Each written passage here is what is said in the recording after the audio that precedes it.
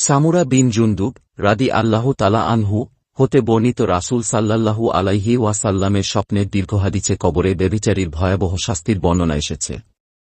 তিনি বলেন, আমরা একটি তন্দুর চুলার নিকট আগমন করলাম, যার উপরিভাগ ছিল সংকীর্ণ এবং ভিতরের অংশ ছিল প্রশস্ত। তার ভিতরে আমরা কান্নার আওয়াজ শুনতে পেলাম। দেখতে পেলাম তাতে রয়েছে কতগুলো উলঙ্গ নারী পুরুষ। তাদের নিচের দিক থেকে আগুন প্রজ্বলিত করা হচ্ছে। অগ্নিশিখা প্রজ্বলিত হওয়ার সাথে সাথে তারা উচ্চস্বরে চিৎকার করছে। রাসূল সাল্লাল্লাহু আলাইহি ওয়াসাল্লাম কারণ জানতে চাইলে ফেরেশতাদ্বয় বললেন, এরা হল আপনার উম্মতের ব্যভিচারী নারী পুরুষ। কিয়ামতের পূর্বে উম্মতে মুহাম্মাদীর মধ্যে এই পাপের কাজটি ব্যাপকভাবে ছড়িয়ে পড়বে।